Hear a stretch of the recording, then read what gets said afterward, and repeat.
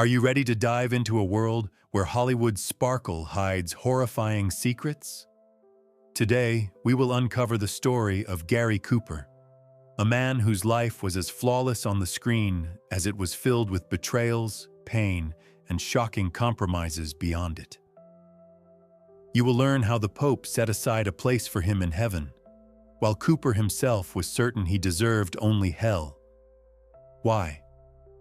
The answer will astonish you.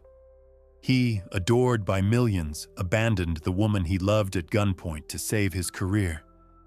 Then he cruelly betrayed his best friend in order to survive the merciless witch hunt. And that is only the beginning. Prepare to discover the terrifying compromises Cooper was forced to make to remain at the top, and how he broke his own mother by changing his faith.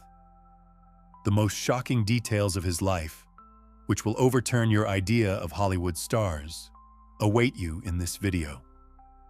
Watch to the very end. Every minute of this story is worth seeing. You will not regret it. For 3 decades, he remained among the 5 highest-grossing actors in America. Once, he rejoiced when producers first noticed him and promised to make him a star. At the time, it seemed like a blessing, but with the years, it became clear that such promises can be a curse. What price did he pay for that star? Now Gary Cooper knew that his life was drawing to a close.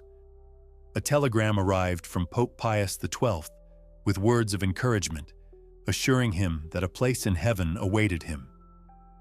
He doubted that he deserved such comfort.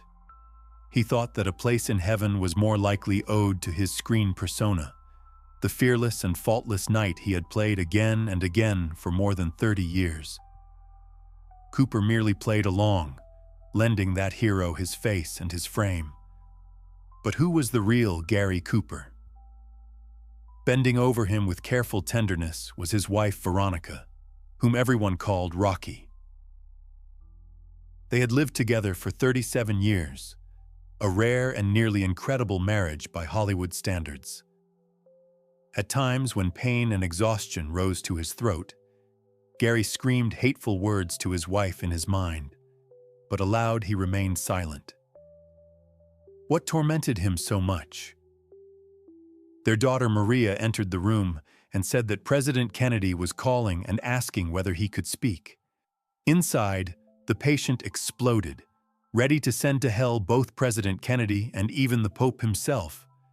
But instead, he answered politely, gratefully, and with restraint.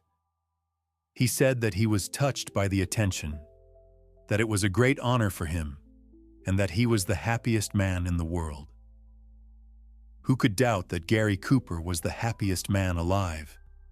That is how millions saw him.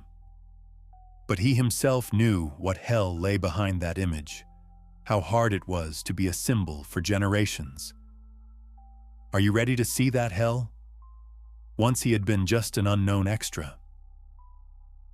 Fate smiled on him in the year 1926, during the production of the Western, The Winning of Barbara Worth. The film's director, Henry King, took notice of Cooper's presence on a horse and his striking look.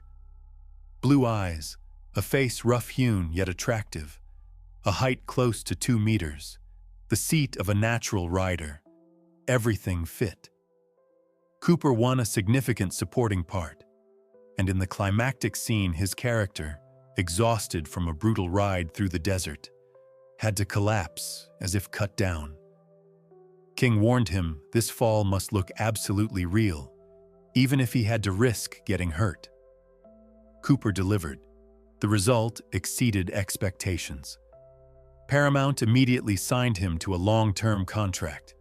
King's warning proved prophetic. To achieve fame, Gary truly would have to smash himself to pieces many times over. He did not yet understand how painful that path would be. The Winning of Barbara Worth became one of the hits of the 1920s, and Cooper captivated audiences as a noble cowboy and protector. Viewers no longer wished to let him leave that image. That role would be both a blessing and a curse. You will learn why. From the very beginning, Henry King sensed in the young man from the Montana prairies a natural strength and a peculiar magnetism. Actress Clara Bow, who appeared with him in Children of Divorce, later recalled how the entire crew would gather to look at Cooper striding naked before a mirror, innocently admiring himself and unashamed of curious eyes. That carefree image would soon change forever. In the year 1929, after the release of Victor Fleming's Wolf Song, people began to speak of Gary as an outstanding actor. That was probably the happiest time in his life. He was in love with his co-star, Lupe Vélez. He told everyone about his feelings, from the director to the cleaners on the set. Lupe, a petite, dark-eyed Mexican woman with a slim waist and full bosom, looked spectacular beside the handsome giant. They were happy as children, playing between takes and reveling without restraint. Writer Francis Scott Fitzgerald remembered how, at a party, the reporter's attention belonged to him until Cooper and Vélez arrived and instantly became the center of universal delight. Their tender playfulness in public held every gaze, but their happiness was doomed. At Paramount, there was growing concern that his uninhibited behavior with that Mexican woman would damage the image of a noble hero. The press was following their romance, and there was even talk of a wedding. Yet journalists could not understand the changes in Cooper's mood. He would affirm that he intended to marry, then deny it. And Lupe wondered why he increasingly spent the night at his parents' home and looked tired and thin. What had happened behind Hollywood's curtains? On the 13th of September in the year 1931, newspapers ran a report that shocked Hollywood. The actress Lupe Vélez had fired a pistol at Gary Cooper at a railway station, but missed. The horror of that day stayed with him forever. Lupe did not know that behind his back, the studio had delivered an ultimatum: either end the relationship with her or lose his leading image and his career. For the first time, Cooper faced the cruelty of the film industry head-on. The darling of the public was a prisoner of the myth he embodied and had no right to personal feelings if they could shatter that image. Imagine that choice: love or career. Which did he choose? The studio insisted that he go to Europe, officially on vacation, in reality to hide from the scandal and allow audiences to forget the improper romance. After long and agonizing deliberations, he agreed. Thus, he took the first step onto a path of betrayals that would later lead him into a trap from which he would never escape. From there, things only grew worse. In July of the year 1931, at the first call from Paramount, Gary Cooper returned to Los Angeles to film On His Woman. By that time, he had learned one crucial rule: fame is fickle and can vanish in an instant. The producers immediately made it clear that, after the affair with Lupe, his box office ratings had dropped. His manager, Jack Moss, told him bluntly that another scandal like that would mean the end. Audiences did not want to see a common womanizer and playboy on the screen. Gary accepted this reality. He stopped fooling around, stopped smiling freely, stopped living spontaneously. Now he followed an unspoken script written by Hollywood for its most promising stars. His life became a role, but what kind of role was it?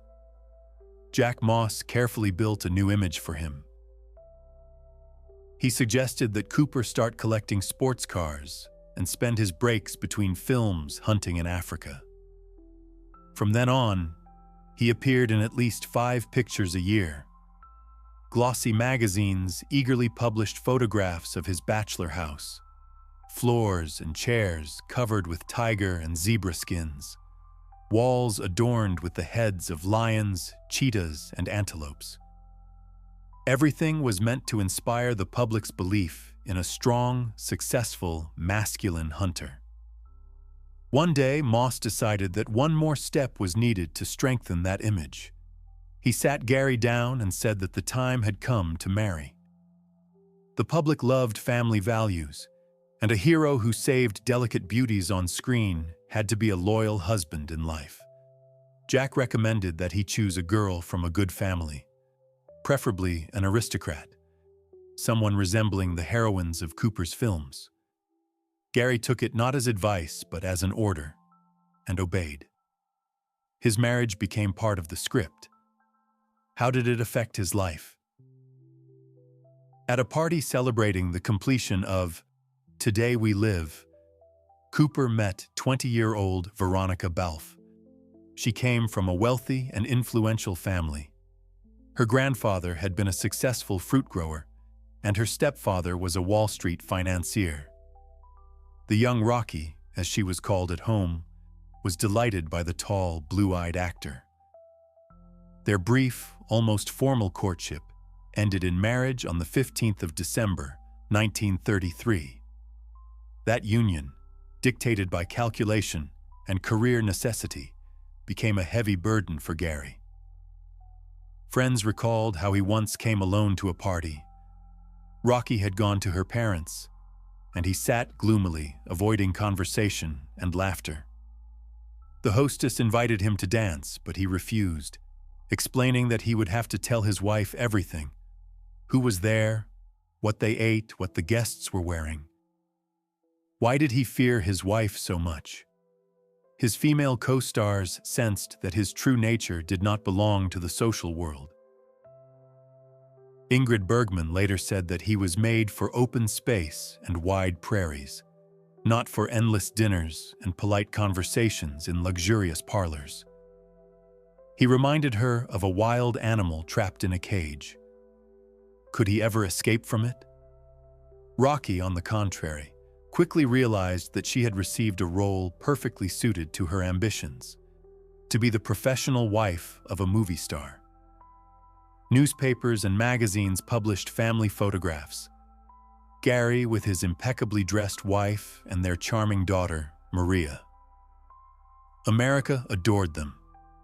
The public accepted the sacrifice and, in return, granted Cooper even higher status.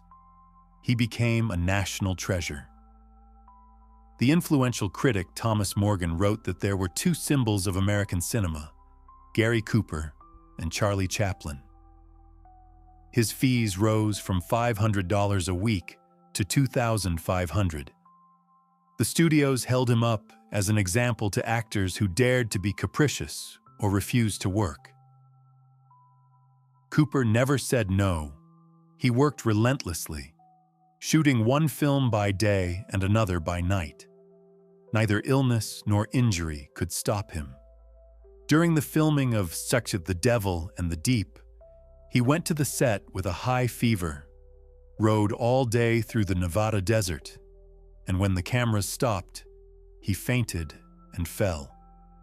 Work became not only his duty, but also a way to forget the suffocating routine of family life. But one cannot escape oneself. What awaited him next? In the year 1942, Paramount decided to adapt Ernest Hemingway's For Whom the Bell Tolls. Cooper was offered the lead role, and he accepted with delight. He considered the writer a close friend. They had hunted together in Africa and often visited each other's homes. But Hemingway was categorically opposed. He believed that Cooper's cowboy, romantic image would destroy the story's drama. He said that Gary lacked the necessary inner depth. For the actor, this was deeply painful. He expected his friend to understand and support his wish to play a more complex character. But Hemingway remained adamant, and Cooper even promised to withdraw from the project to preserve their friendship. Yet soon it became known that the role had gone to him after all. What made him change his mind? A few days after shooting began, alarming news broke. Cooper was in the hospital, his condition serious, his life in danger. He, an experienced rider, had fallen from a horse during a take and nearly died. Among colleagues, there were rumors that it might have been a desperate attempt to take his own life. Mary Hemingway, the writer's wife, later recalled how horrifying the incident seemed to them both. She said that Cooper appeared to have punished himself for cowardice, and Ernest added that behind it lay a genuine human tragedy unseen by the public. Was it truly an accident? After leaving the hospital, Gary was a different man, bitter and irritable. Soon something happened that no one would have believed. 47-year-old Cooper raised his hand against his wife. The newspapers wrote about America's shock and disappointment. Its night had shown he was capable of fury. On set, the actor snapped, hurled a chair at a studio executive, shouting that he did not care about contracts and wanted to quit acting. They barely convinced him to finish the film, Dr. Casanova Brown. The atmosphere on set became tense. Actresses who had once flirted with him now kept their distance, afraid of his outbursts. Who could stop him? But one woman was not afraid. A young actress, Patricia Neal, who had been struck by a heavy prop and injured her arm, neither screamed nor panicked. She approached Gary like a tamer approaching a wild beast, gently placed a hand on his shoulder, and told him to calm down. She led him to her dressing room, locked the door, and comforted him like a child. That was the beginning of their affair. They were often seen together, in cafes, on the pier. For the first time since Lupe, Cooper felt truly in love. Patricia was 25 years younger and loved not the myth, not the symbol, but the living, vulnerable man. Rocky knew about the affair. The press wrote about it constantly. But his wife did not make public scenes. She even allowed rumors to circulate that her husband was suffering from nervous exhaustion due to overwork. Yet something unexpected happened. Gary left his family and took Patricia to Florida. For the first time in 30 years of his career, he stopped filming and openly told journalists that Neal was the love of his life and that he intended to marry her. This was his chance for happiness. Or was it? In Florida, Gary felt as if he were finally free. But soon, blows came that he was not prepared for. Newspapers began to write that his career was likely over. The film Stash Bright Leaf, in which Cooper starred alongside Patricia Neal, earned half as much as expected, and for the first time Paramount suffered losses from a picture with his name on it. The American people will no longer want to see this hypocrite who abandoned his wife and child playing the noble knight, wrote the Los Angeles Times. These words devastated him. With a single snap of their fingers, journalists had thrown him off his pedestal and stripped him of the love of the public, for which he had sacrificed himself for so many years. What would he do to win everything back? He could not bear it. Telling Patricia that his daughter Maria was seriously ill, Gary left her and rushed back to Los Angeles. Behind the closed doors of their home, he had a conversation with Rocky. What exactly happened that night remains a mystery, but it was clear that they reached an agreement. The very next day, the press wrote touching lines about how actor Gary Cooper had interrupted his treatment in Florida to hurry home to his ailing daughter Maria. The public quickly believed in the reunion of the family. How far was he willing to go in his compromises? Without giving audiences time to doubt, the studio released a new film with a symbolic title, Return to Paradise. Once again, Gary appeared in his most beloved role, the noble knight, faithful to his beloved until the end. Actress Roberta Hayes, who worked with him, was shocked by what she saw. She said she met a broken man, weary, disillusioned, with an empty gaze. He moved like an automaton and looked much older than his 50 years. People told her how Gary had once been in his youth, how he used to play tag with Lupe Vélez at parties, and it made her want to cry.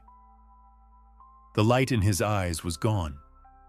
Yet the producers had judged correctly. The audience once again embraced their hero. The price of fame was too high. To solidify his image, Rocky used her connections in the Vatican and arranged a private audience for her husband with Pope Pius XII. Newspapers were overflowing with admiration. The national symbol of America had been granted the highest spiritual honor. On the 9th of April, 1959, Gary took a step that became another blow to his mother, Alice. Under the influence of his wife and daughter, he converted to Catholicism. The ceremony took place in a church in Los Angeles. But on that day, Cooper was irritable and angry. That morning, a biting telegram had arrived from his former lover, Patricia Neal, and his elderly mother publicly declared that decent people keep the faith of their fathers, that if her son were a true Christian, he would die a Protestant. He broke his mother's heart for the sake of an image. What else would he sacrifice? After his baptism, Gary looked exhausted. He suffered from stomach ulcers and accumulated injuries from decades of stunts, but he continued to work, filming several pictures each year. Even as his health failed, he stubbornly refused to use stunt doubles, performing dangerous scenes himself. Death was following close behind. The end of the 1950s was an age of fear in Hollywood. The Cold War and the witch hunts demanded flawless political loyalty. Cooper understood that he could not afford even a shadow of suspicion.